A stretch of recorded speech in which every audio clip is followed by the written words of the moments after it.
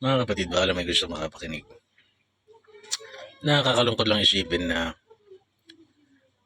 itong mangyayari sa bansa natin ngayon, itong situation natin, is a party, a celebration of the elites. Each and every one of us wants to be an elitist. Ako gusto kong maging bilyonaryo, ang bilyonaryo, elitista.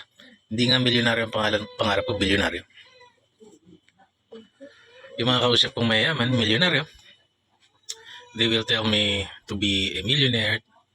To be a billionaire, you have to surround yourself with billionaires or millionaires with the same goal, which is to maging bilyonaryo. Wala naman ako nun. So, wala lang, wishful thinking ko lang yung bilyonaryo. Pero ayoko talaga sila kasama. Ang punto ko lang, this is a party ng mga elitista kasi nagtagumpay yung long-term programming nila sa ating common na tao at sa mahihirap. Ano yung long-term programming na sinasabi ko? We are conditioned to seize the moment, to saan tayo may pakinabang.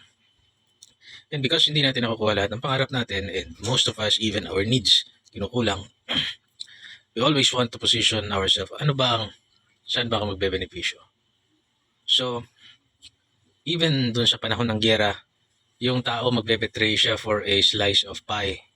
Tapunan ng konting barya, konting perks para sa pamilya niya, para lang hindi galawin yung pamilya niya, hindi saktan. Tatapunan ng barya, tatraidorin lahat ng mga nakikibaka doon sa masama. Tatraidorin yung kapwa Pilipino. Because you have no other options. It's very easy to betray your country para sa kapirasong barya. That is the consequence of a nation na mahirap. Kulang sa edukasyon, kulang sa source of income, kulang sa independence, financial independence sa mga tao, dependent sa ayuda, dependent sa kung kanino ka papadrino para mapasok ka ng trabaho, para may papakain ka sa pamilya mo. Those are the consequences ng trabaho ng mga elitista sa atin. Tinabaho tayo. We're in a former president who is well loved and well supported by the masses. Kayang ipatapon sa isang wala namang jurisdiction dapat. Kayang babuyin lahat ng legal processes.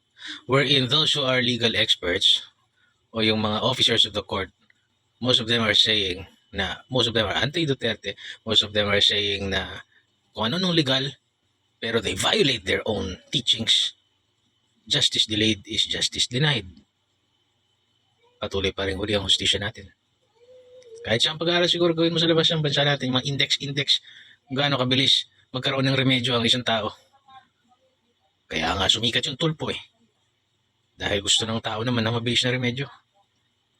Eh, yung katotohanan doon. Wherein Tulfo is just looking for content. At naging tool niya yun, vehicle para makilala ng tao, eventually maging senador at maging one of them. Katulad ko rin siguro siya, nangarap maging bilyonaryo. Naging bilyonaryo, yun. Karaping elbow niya na yung mga putang inang self-demonyo dyan. He became kung ano yung supposedly kinakalaban niya. And that is a vicious cycle. Until now, even dun sa mga pro-Duterte, nakakakita ako ng hidwaan. Rather than, ano ba yung goal natin? Tanggalin yung masama. Tanggalin yung masama, palitan mabuti, that's it. Pero marami, may content pa ba tayo pagka ganyan? Kikita pa ba yung vlog natin pagka ano bang pakinabang ko dyan? I-appoint ba ako sa inyo? Puro ganun. Rather than thinking, ano ba yung best for the nation? Because laging nauuna sa atin, na umangat. Kailangan umangat tayo sa iba. Kailangan ma-reach natin yung point na karabing elbows na natin sila para hindi na nila tayo gaguhin. Yun ang mindset natin. Where in fact, those who really hold power, kahit anong yaman ang marating mo rito, kayang-kaya ka pa rin gaguhin. Taong bayan lang talaga yung may kapangyarihan na labanan yung mga elitistang demonyo. Pagkakaisa para sa tama. Pero until we realize that fully, marami pang pagdadaanan ng Pilipinas. Tagal pa natin makikita ang liwanag. Malamang patay na ako, hindi pa natin. Kung mauupo sakali si VP Sara Duterte, ang papalit naman sa kanya, ganyan na naman kay Bangag. Up, down, up, down, down, down, down, up, konti, down. Walang progreso. God bless.